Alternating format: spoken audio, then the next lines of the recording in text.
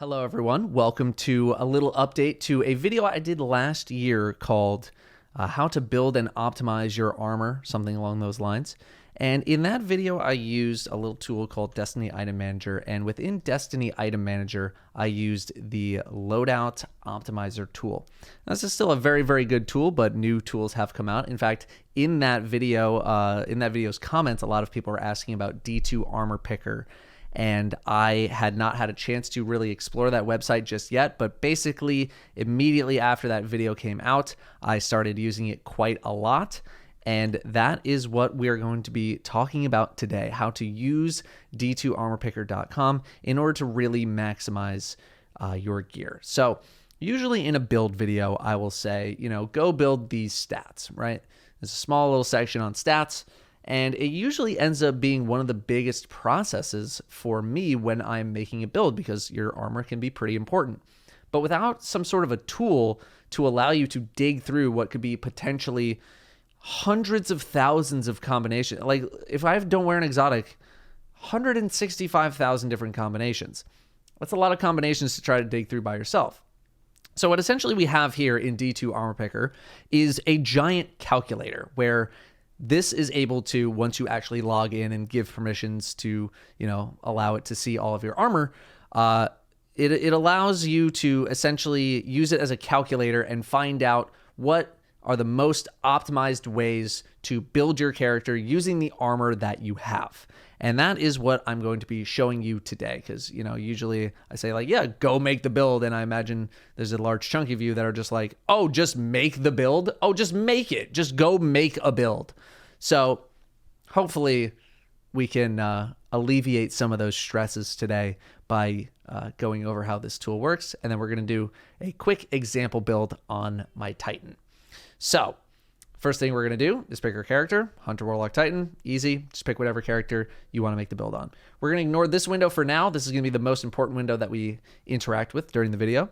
Exotic, obviously, we're going to pick what exotic we want to use. If you, for whatever reason, don't want to use an exotic, or maybe you're so new that you don't have an exotic. First of all, if you're that new that you don't have an exotic, I wouldn't be bothering with this right now.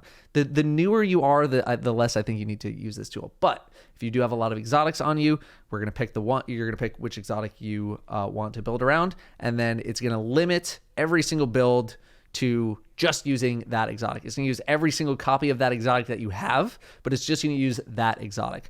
This is why I tend to tell people in the vault cleaning videos, if you watched any of those, if they have multiple exotics, I tell people go make builds with that exotic, because this tool is going to be able to calculate which one of those exotics best matches up with the stats that you're looking for.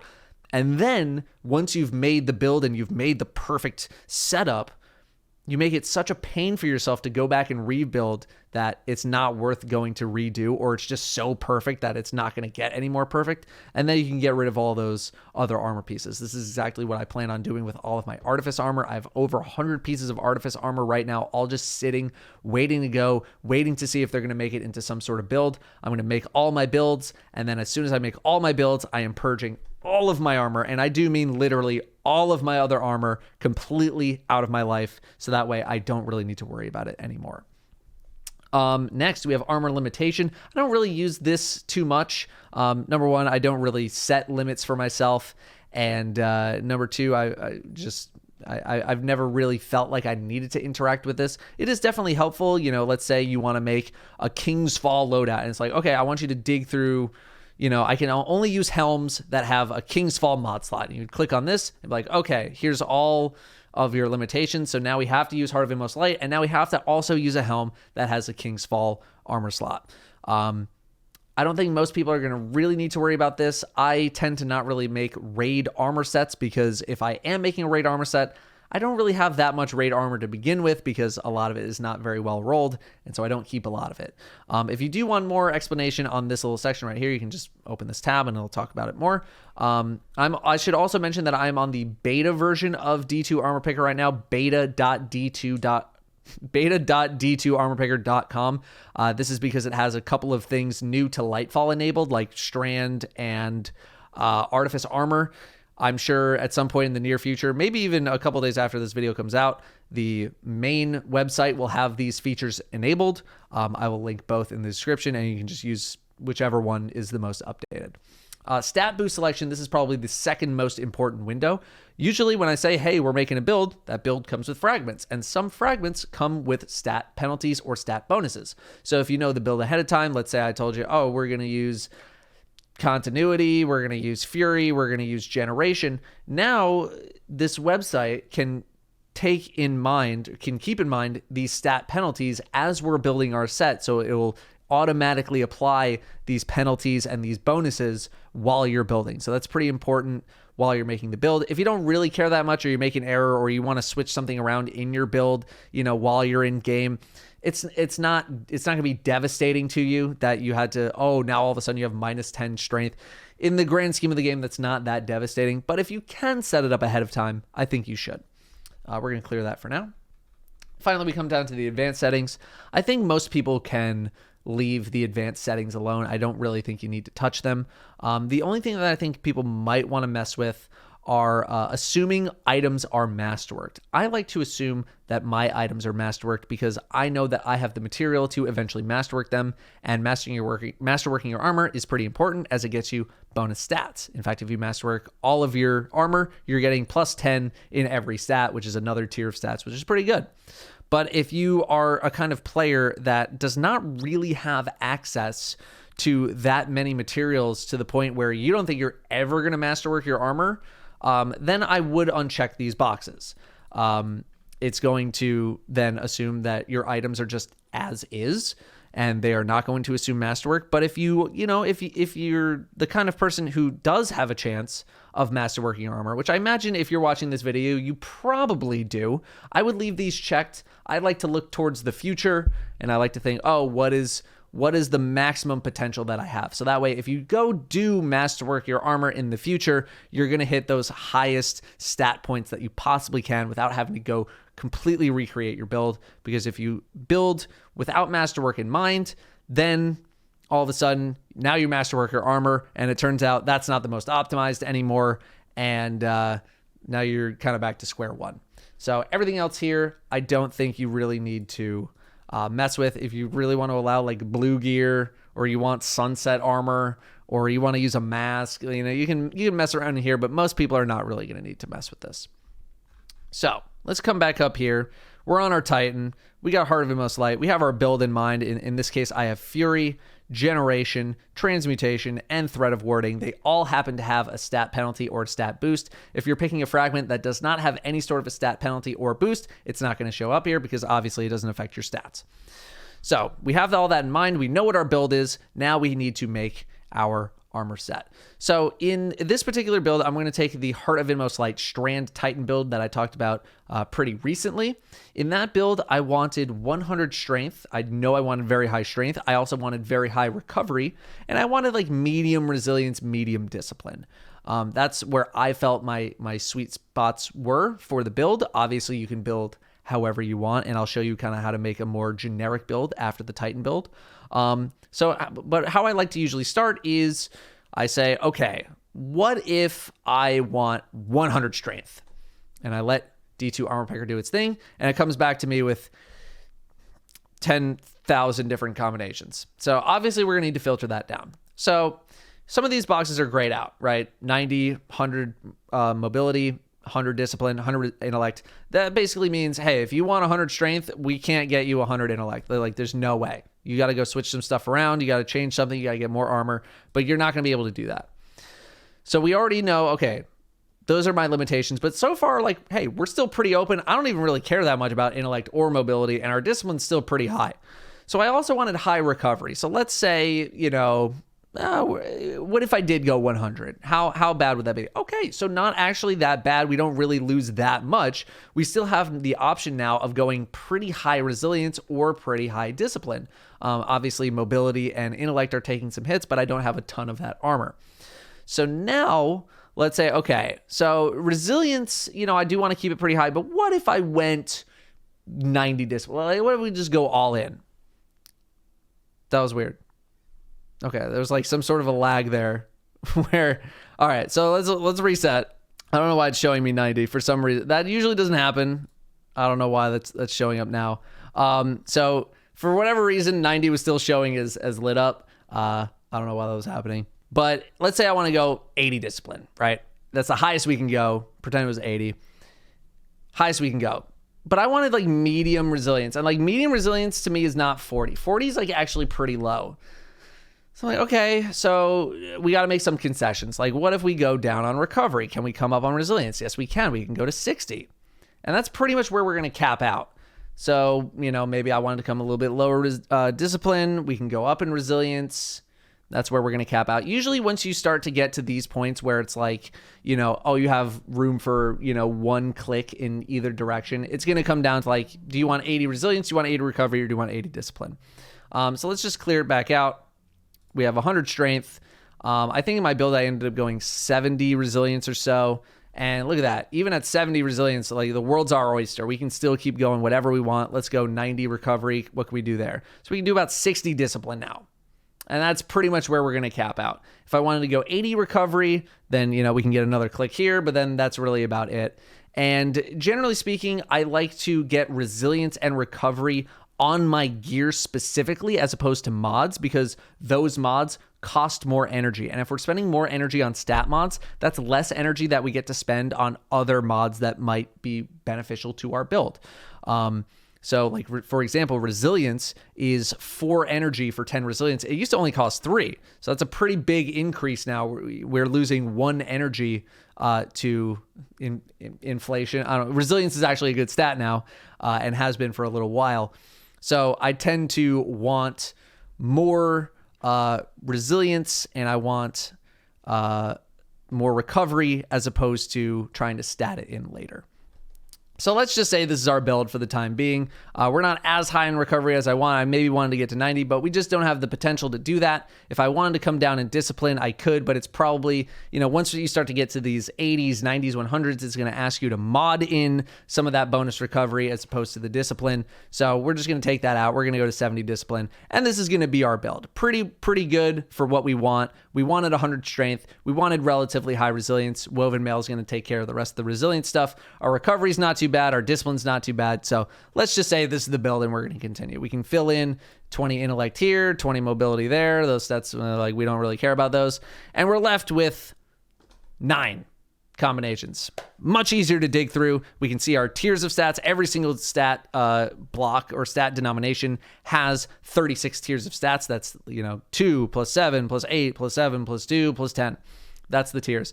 I see occasionally some people saying, oh, I got like really crazy high tiers. Should I go with that? I got like a 38. I got a 39. And those higher tier stats are cool, but if they're not in stats that you actually care about for your build, it doesn't really make a whole lot of sense to do those. I'd much rather have fewer tiers, but in a format that I actually want versus really high tiers, but I have 90 mobility or 90 intellect on my Titan, for example. So if we look here, we can also kind of see used mods. Obviously we have, all of our different stats here, but used mods are actually pretty important as well. As we just talked about, certain mods cost certain amounts of energy. This would be a top tier sort of contender build for me because we only have one mod that costs 4 energy. Discipline and strength mods, if we want a 10 stat, only cost 3 energy. So it's going to be a little bit cheaper. That's good for us. Usually as you tend to go down, it's not looking like it in this case. I guess maybe in this instance, as you tend to go down, it tends to be less energy efficient. So for example, this build requires 2 mods that cost 4 energy and 3 that cost 3, as opposed to up here where we only have the 1 mod that costs 4 energy and these all cost 3. We also have artifice mods in case you have any artifice armor from master dungeons, in case you did any master dungeon farming before Lightfall, you have those as well. And this says, hey, I want 1 resilience, 1 recovery, 1 discipline, 1 strength in here. So in total, I think this is looking pretty good. We have 4 out of 5 items already masterworked. So our masterwork cost to get this helmet up to the level that we want, which is 10, is going to cost us this amount of materials. Not too bad. So now we're done. And we're going to open the loadout in DIM. So if you have DIM already linked up and you have all these things kind of linked together, you might have to do a little bit of a linking process. You should be able to just click that button and here it is. It's in Destiny Item Manager. That's awesome. We can name it whatever we want. Whatever we want. And here is our build. The first thing I like to do is I like to come down to class armor and just make sure I have some sort of a class item equipped. If you're ever short on masterworking materials or you're masterworking your first item, I would always suggest doing a class item first, because class items don't come with stat rolls. They're zeros across the board. So you never have to worry about, oh, is my class item good versus, are my boots good? Are my arms good? You don't really have to worry about those things. So we have a class item now selected. I like to also customize my subclass, making sure I'm on all the correct things. So Blade Fury or on Grapple, Towering Barricade. I like Strafe Lift. That's our only melee. Those are our only two aspects, so we're going to click them. Our fragments have already been selected because we already picked them in D2 Armor Picker. So we're just going to come down here and hit apply. If we want any particular guns, I want Quicksilver Storm. We're going to equip that in our weapons. General is just like your Ghost Emblem, Ship Sparrow. If you really want specific, things there, you can do that. I'm going to get rid of these dead mods here. These deprecated, it's not letting me. Let's just exit back out. And okay, well, that'll get fixed. Don't worry about that. So here in the modding section, if you want to mod directly in Destiny Item Manager, you totally can. We can just go back to our thing here. So we want 1 resilience, 1 discipline, 3 strength. So we can come back here and we want 1 resilience, 1 discipline, and 3 strength. So there we go. And that's going to slot the mods into our gear. It's not going to put anything in the helm because we only have 1 energy. We got to go in game and actually upgrade it before we can get in the mod. I like to do this in game just because I like to assign my mods in certain positions based on energy costs and all that. And usually if you go in here and you type in everything that you want, you can do that. But I just like the flow of doing it in game. So I'll go do all those mods in game, and then I will refresh Destiny Item Manager and it will update all the mods in the correct positions.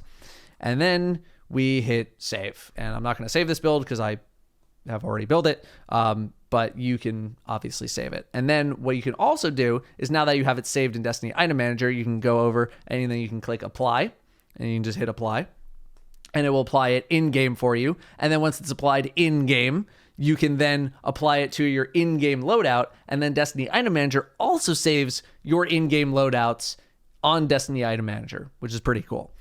And that is pretty much the process that I go through when I am creating a build. Let's do something a little more generic. I've been telling people basically since Lightfall and even before then that the average build, generally speaking, can go for high resilience, high recovery, high discipline. If you can get like triple 100s in resilience, recovery, discipline, chances are you're going to be in pretty good shape. Obviously, not every single build is going to prioritize those things. Like Hunters, for example, you guys are going to want a little bit of mobility in there. But for like Warlocks, for example, or a good amount of Titan builds, when in doubt, I would go as high as you can, resilience, recovery, discipline, if you can do it.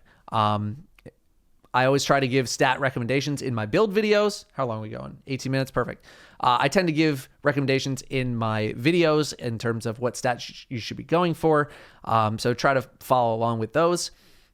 We can do an example real quick. Let's recreate a Warlock build. We're going to just recreate my Warlock's Starfire Protocol build. And I believe in-game, I'm able to have 100 resilience, 90 recovery, and 100 discipline. Let's see if that holds true.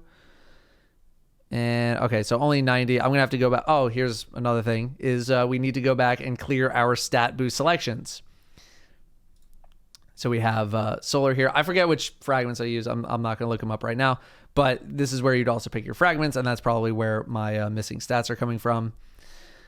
So this is generally where I have my Warlock set up. We have pretty high intellect available to us. And so we would just kind of go through here. I'd finish like, all right, here, that. And so if I want 50 intellect, I'm going to lose a lot of strength. If I click down on intellect, okay, I'm going to click strength back, and you can kind of tweak from there. And then we have our build. We'd go over here. I'd pick one of the setups that I think looks good for us in terms of the used mods. We click open loadout in dim, and we do that whole process over again. And that is really about it when it comes to D2 Armor Picker. That is how I tend to use D2 Armor Picker. If you have any questions, feel free to drop them in the comments. If I don't get to you, I'm sure someone in the chat will. In the comments will get to you. And yeah, let me know what you think. Happy building. Thanks for watching. See you next time.